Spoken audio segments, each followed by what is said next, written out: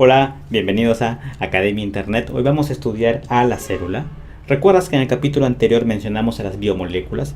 Pues bien, la célula es el mínimo conjunto de biomoléculas capaces de realizar tres funciones: nutrición, relación y reproducción. Tenemos aquí un esquema básico tradicional de una célula donde ubicamos sus tres partes fundamentales comunes a cualquier clase de célula. Tenemos el citoplasma, que es esta matriz donde hallamos a estas estructuras que se les llama organulos. Luego vamos a ver en detalle cada uno de ellos. La membrana plasmática, que va a imponer un límite físico para la célula. Y luego el material genético. Precisamente de acuerdo a cómo esté organizado este material genético, podemos clasificar a la célula en dos grandes bloques: las células procariotas y las células eucariotas. Aquí tenemos un esquema de ambas.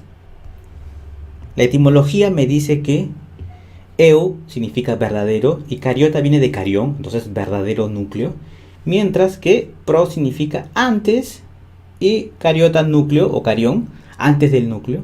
Fíjate que este núcleo que se encuentra en esta zona que estamos señalando tiene una envoltura que se llama la carioteca. Es un verdadero núcleo.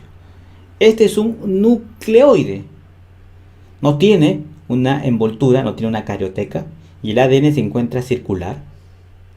Aquí, por cuestiones de didáctica, hemos dibujado a las células procariotas del mismo tamaño que las eucariotas, pero esto no sucede. Las células procariotas son más pequeñas, más o menos así es la proporción, que las células eucariotas. Es más, esto me hace recordar a una teoría donde indica que las células procariotas hace miles de años se fusionaron con células más grandes y comenzaron a cumplir funciones especializadas. Entonces estas células procariotas pasaron a ser los orgánulos de las células eucariotas. Esta es la teoría de la endosimbiosis de Lynn-Margulis. Bien, si analizamos una procariota en detalle, encontramos estas partes. La célula eucariota luego la vamos a analizar con cada una de sus estructuras. Fíjate que el nucleoide presenta un ADN circular. Si hacemos un zoom aquí, vamos a encontrar lo siguiente: el ADN bacteriano y los plásmidos, que son porciones de ADN también. Función: guarda la información genética. También tenemos, por supuesto, una cápsula que le va a proteger de los ambientes hostiles en los que se encuentra. Las células procariotas son propias de las bacterias. Tenemos una cápsula o cápside y le protege de la desecación. Tenemos también una pared celular y una membrana, que es lo de verde, la pared es lo de amarillo. Y esa pared es bien interesante. ¿Por qué? Porque va a brindar protección y es responsable de la forma y evita la ruptura, por supuesto. Acá tenemos una bacteria gram positiva y aquí tenemos una bacteria gram negativa. Fíjate cómo la pared celular aquí se encuentra recubriendo esta bacteria y aquí se encuentra como que al medio, ¿verdad? Y este va a presentar una membrana externa. Bueno, resulta que unas bacterias son más resistentes a los antibióticos que otras. Por eso es importante en la medicina saber discriminar si tienes una bacteria gram positiva o gram negativa para aplicarle un tipo de antibiótico. Luego tenemos precisamente los plásmidos, que tienen la función de codificar proteínas, que le va a servir de resistencia a los antibióticos y participa en la conjugación bacteriana. Tú dirás, ¿qué es eso de conjugación bacteriana? La conjugación bacteriana la podemos ver en detalle aquí. Fíjate cómo tenemos una bacteria y que se va a comunicar con otra. El plásmido es la información genética. Hay una estructura que se llama el pili, que va a permitir que el ADN pase a otra bacteria. Eso se llama conjugación bacteriana. Traspaso de ADN de una bacteria a otra. Por supuesto que esto es bastante primitivo si lo comparamos con lo que ocurre en las células eucariotas, que es lo que vamos a analizar en este momento. Las células eucariotas también son de dos tipos: las células animales y las células vegetales. Las células vegetales presentan una pared celular, lo mismo que las células procariotas. Pero claro, es diferente la función que cumple aquí. Bueno, veamos algunas diferencias entre células procariotas y eucariotas para luego entrar en detalle de las estructuras de la célula animal y la célula vegetal. Tenemos aquí las principales diferencias. La que salta a la vista, por supuesto, la que tiene que ver con el núcleo. En las procariotas ausente, mientras en las eucariotas lo tenemos presente. Cromosoma es único y circular en las procariotas, mientras que en las eucariotas es altamente especializado. La membrana plasmática, una bicapa lipídica sin esteroides, aquí hay colesterol, a diferencia del anterior. El citoesqueleto ausente, ya vamos a ver lo que es citoesqueleto, aquí es presente. Los ribosomas tienen una sedimentación menor que el de las eucariotas. Los organelos, el único organelo que presenta son los ribosomas, y aquí tienen una diversidad impresionante tanto de células animales como vegetales. Aquí la pared celular de las células procariotas está conformada por este polímero, el péptido glucano, mientras que celulosa y pectina para las células vegetales, que son eucariotas por supuesto. El tamaño, fíjate la diferencia que hay, y la organización celular, las procariotas para organismos unicelulares y eucariotas unicelulares y pluricelulares. Pues bien, vamos a entrar ahora en detalle a la célula animal. Aquí tenemos los organismos procariotas, las bacterias y las arqueas, y los organismos eucariotas, una gran diversidad. En esta imagen podemos apreciar una clásica célula animal donde podemos ubicar sus partes fundamentales, por ejemplo, un núcleo que se encuentra a este nivel, el citoplasma que es la matriz y la membrana celular que delimita a la célula. Luego vemos a numerosas estructuras que se hacen llamar organulos y cumplen funciones específicas en la célula. En principio analicemos al núcleo.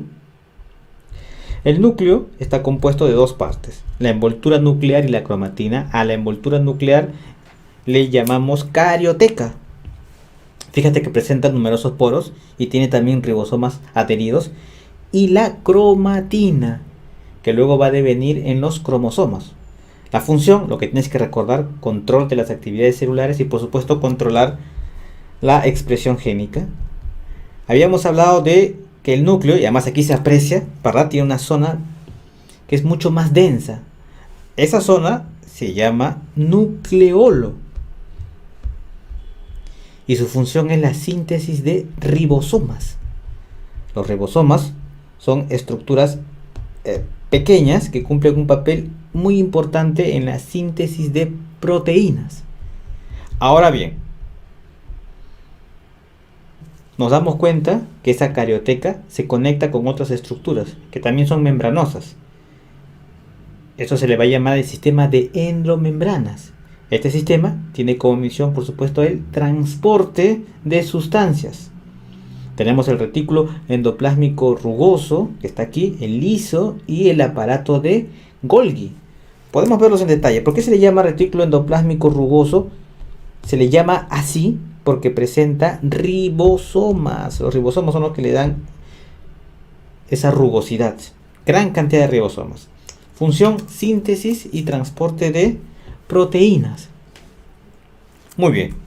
También tenemos el retículo endoplásmico liso. Por supuesto que ya carece de ribosomas. Aquí lo tenemos. Función, apunta este detalle, síntesis de lípidos que forman las membranas celulares y también en la detoxificación celular. Luego tenemos al aparato de Golgi, que también es parte de este sistema de endomembranas, que tiene una función fundamental. Se encarga de empaquetar, entre comillas eso, ¿sí?, las sustancias que son secretadas. Transporte de proteínas, y aquí dice modificar proteínas. Bueno, ahí tenemos el aparato de Golgi. Fíjate cómo se conecta con la membrana nuclear y el rugoso, el retículo endoplásmico rugoso, por supuesto. Luego tenemos otras estructuras como por ejemplo las vesículas. Las vesículas tienen funciones de almacén, transporte y digestión celular. Fíjate que para que la maquinaria funcione y se produzcan sustancias se necesita energía, ¿verdad? El encargado de ello es la mitocondria. La mitocondria tiene esta forma tan particular y es un organulo especial porque tiene doble membrana, a diferencia de los que hemos visto. La mitocondria va a participar en la respiración celular y su principal función, anótalo, es generar energía a través de la síntesis de ATP. Luego lo estudiaremos cuando veamos el ciclo de Krebs. Luego tenemos el lisosoma, cuya función es la digestión celular. Se compone para ello de muchas enzimas hidrolasas. Tenemos después esta estructura, es bien especial, es el centrosoma, que está compuesto de dos paquetes de centriolos. Estos son los centriolos, en su conjunto es en el centrosoma, y son el centro organizador de microtúbulos, y forman el uso mitótico. Eso lo vamos a ver en mitosis, cumplen un papel fundamental. ¿Qué es eso de microtúbulos? Tú estarás pensando. El citoplasma no solamente corresponde con la matriz, que es el lugar donde se llevan a cabo las reacciones químicas en la célula, y donde están los organulos, por supuesto, sino también consta de un citoesqueleto. Así como nosotros, que tenemos un esqueleto, pues la célula también presenta un citoesqueleto. Porque nosotros tenemos la idea de que la célula pues es una estructura como que esponjosa, ¿verdad? Sin embargo presenta, fíjate, un andamiaje que le da una forma y estructura. El citoesqueleto está formado por microfilamentos, filamentos intermedios y microtúbulos. Finalmente mencionaremos a la membrana celular. Aunque en lípidos ya lo vimos, tiene esta estructura, está conformada por una bicápada de fosfolípidos. Son lípidos complejos, ¿verdad? Porque aparte de los compuestos clásicos de los lípidos, le podemos agregar fósforo, en fin, proteínas y glucolípidos. Las funciones: delimita y protege a las células, es una barrera semipermeable y participa en procesos de reconocimiento celular y permite la interacción entre la célula y sus vecinas. Bueno, eso es con respecto a la célula animal. Ahora analicemos la célula vegetal. Pero antes, les vamos a presentar un resumen de todo lo que hemos mencionado, el clásico esquema de la célula. Ahí lo tenemos, con lo que te tienes que aprender. Son las funciones de cada uno de ellos. Por ejemplo, esto es el núcleo, ¿verdad?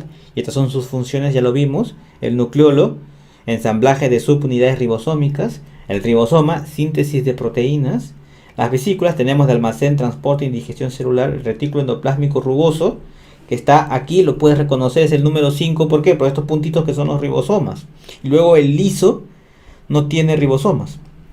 El aparato de Golgi, todos forman el sistema de endomembranas. Entonces, síntesis y transporte de proteínas. El aparato de Golgi transforma, le puso entre comillas eso de empaqueta, vesículas provenientes del retículo endoplásmico rugoso, RER, ¿verdad?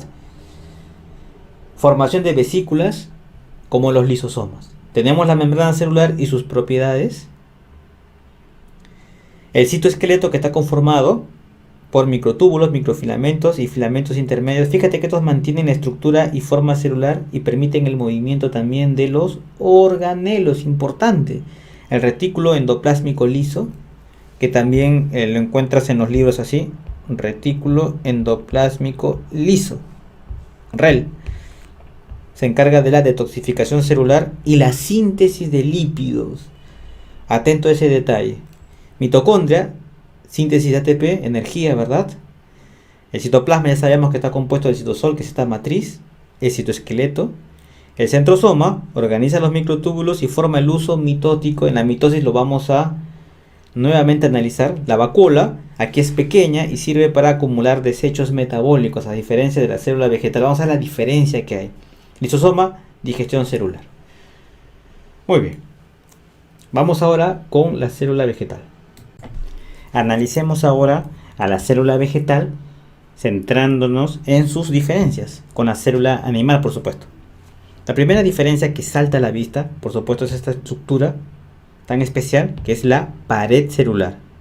esa pared celular contiene los plasmodesmos, que son como canales. Luego vamos a hablar de ellos. El cloroplasto, que es una estructura, es un organelo que tiene doble membrana similar a la mitocondria, muy especial por la función que cumple. Fíjate aquí la vacuola, si bien en las células animales también encontramos vacuolas, no se compara con esto. Esta es la gran vacuola central, que presenta una membrana inclusive, que se le llama tonoplasto. ¿Qué diferencia con las vacuolas pequeñas de la célula animal? Luego tenemos el glioxisoma. Luego vamos a ver qué significa leucoplasto, que son las principales diferencias. Todo lo demás es similar y cumplen funciones parecidas. Pues bien, vamos a hablar de ellas. Entonces, ¿qué funciones cumple la pared celular aparte de las evidentes? Las tenemos aquí. Vamos a colocarlas a este nivel.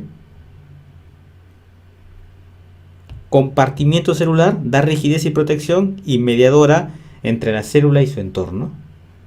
Pero estas paredes celulares presentan, fíjate, como canales. Son los plasmodesmos. Ajá. Y esos canales van a actuar como compuertas que facilitan la comunicación y transporte entre células vegetales. Si no, sería inviable. Será demasiado rígido, ¿verdad? Pues bien, esos canales van a permitir esa interacción. Luego tenemos el famosísimo cloroplasto. Y su función es descollante, la fotosíntesis. Y aquí están algunas de sus estructuras. El tilacoide. Bueno, eso lo vamos a analizar después cuando veamos la fotosíntesis. Tenemos la vacuola, que aquí tiene una función balance hídrico, que se hace evidente. Osmorregulación le llaman, por el tamaño que tiene, el volumen que ocupa dentro de la célula. Luego encontramos a el glioxisoma, que es una vesícula que va a convertir lípidos en carbohidratos. Eso durante la germinación. Aquí podemos colocar su función. Después tenemos a los leucoplastos, que son de tres tipos. Vamos a colocarlos por aquí. A ver, a este nivel mejor. Amiloplastos, oleoplastos y proteinoplastos. Los amiloplastos almacenan almidón, los oleoplastos lípidos y los proteinoplastos almacenan proteínas. Los demás organelos cumplen funciones similares que en la célula animal. Visto esto, podemos concluir haciendo una comparación entre célula animal y vegetal. Pared celular, por supuesto, solamente presenta la célula vegetal. Nutrición, bueno, la célula vegetal autotrofa y la célula animal heterotrofa, autotrofa por la fotosíntesis. Vacuolas pequeñas. La célula vegetal presenta una gran vacuola central. Centriolos presentes. La célula vegetal no tiene centriolos. Estos son motivo de pregunta, las estructuras que tiene una y que no tiene la otra. Los cloroplastos, por supuesto, ausentes en la célula animal. Característica de las células vegetales, la membrana plasmática. No contiene colesterol la célula vegetal. Almacenamiento energético, glucógeno, de esto ya habíamos hablado en la clase anterior de las biomoléculas orgánicas. Y aquí el almidón. Plasmodesmo, por supuesto que es ausente, aquí se encuentra presente. Y los glioxisomas ya habíamos mencionado. Bien chicos, entonces hasta aquí un pequeño resumen de la célula procariota, a diferencia de la célula eucariota, y por supuesto un cuadro comparativo entre las células animales y vegetales. La práctica hace al maestro. Nos vemos en la siguiente. Hasta pronto.